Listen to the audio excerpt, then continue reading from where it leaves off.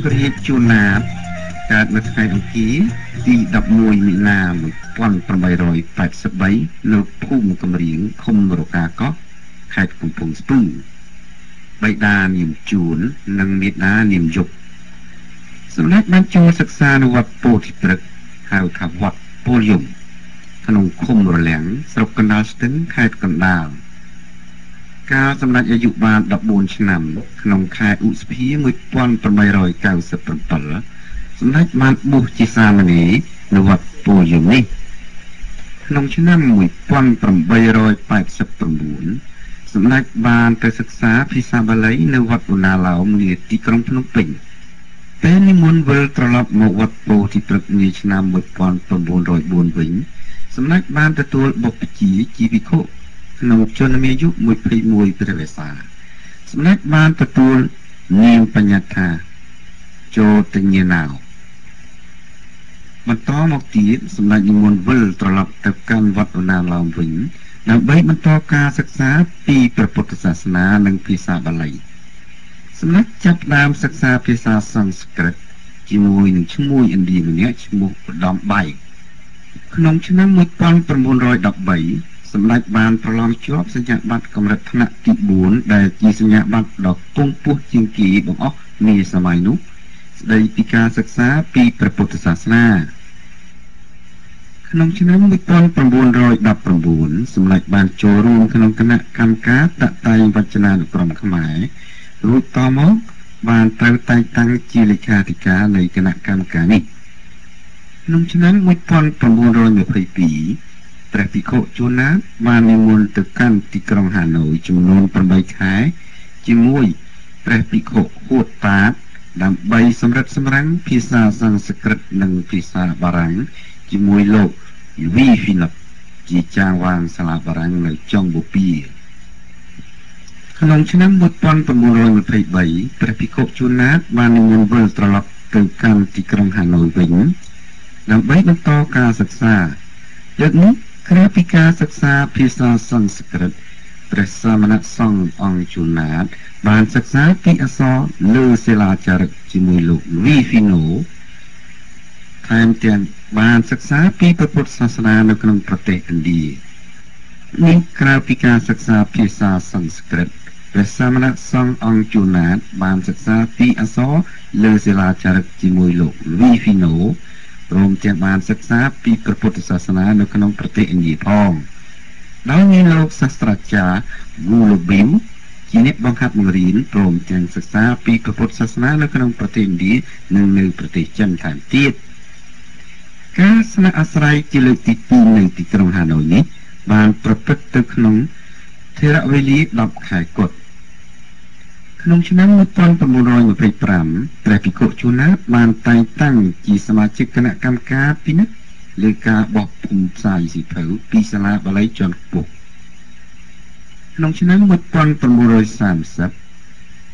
សម្ដេចបានត្រូវតែងតាំងជានាយករងនៃសាលាបាលីជាន់ខ្ពស់និងជានាយកគណៈកម្មការបកប្រែព្រះត្រៃបិដកក្នុងឆ្នាំ1933ព្រះអង្គជាសមាជិកត្រួតពិនិត្យការបោះពុម្ពផ្សាយនៃក្រសួងអប់រំជាតិក្នុងឆ្នាំ1942ព្រះអង្គជានាយកសាលាបាលីជាន់ខ្ពស់នៅទីក្រុងភ្នំពេញក្នុងឆ្នាំ1944ព្រះអង្គមានឋានៈជាប្រជាអធិការវត្តឧណាឡោមតាំងពីឆ្នាំ1945សម្ដេចទ្រង់ជាប្រធានអនុសង្ឃវជ្រមហាសន្និបាតនៃមន្ត្រីសង្ឃក្នុងប្រទេសកម្ពុជាទាំងមូលឆ្នាំ1947ទ្រង់ជាអនុប្រធានគណៈកម្មការវប្បធម៌នៃគណៈកម្មការអធិការជាតិនិងការសិក្សាអប់រំនៅឆ្នាំ1961សម្ដេចសង្ឃជួនណាតព្រះអង្គជាសមាជិកកិត្តិយសនៃសមាគមអ្នកនិពន្ធខ្មែរហើយជារៀងរាល់ថ្ងៃថ្ងៃសុក្រសម្ដេចរមែងតែងតែឲ្យគេធ្វើសម្ភារសួរដេញដោលព្រះអង្គផ្សាយផ្ទាល់តាមវិទ្យុជាតិស្ដីអំពីអក្សរសាស្ត្រជាតិនិងទំនៀមទម្លាប់ខ្មែរក្នុងផ្លូវលោកនិងផ្លូវធម៌ក្នុងឆ្នាំ1967ភូមិន្ទសាកលវិទ្យាល័យនៅភ្នំពេញបានថ្វាយប្រគេនព្រះអង្គនៅឋានៈជាមហាបណ្ឌិតរបស់រដ្ឋផ្នែកអក្សរសាស្ត្រ Dr. Dita Islam នៅព្រះអង្គជាតំណាងព្រះសង្ឃខ្មែរនៅគ្រប់អង្គប្រជុំនានានៅបរទេសជាពិសេសនៅក្នុងមហាសន្និបាតមន្ត្រីសង្ឃគ្រប់ប្រទេសដែលកាន់ព្រះពុទ្ធសាសនាដែលបានប្រព្រឹត្តទៅនៅទីក្រុងកូឡុំបូប្រទេសស្រីលង្កាដើម្បីរៀបចំបង្កើតមជ្ឈមណ្ឌលពិភពលោកខាងព្រះពុទ្ធសាសនាអស់លោកអ្នកនាងកំពុងស្ដាប់កម្មវិធីផ្សាយនៃវិទ្យុសំឡេងវាសនាមាតុភូមិពីរដ្ឋធានី Washington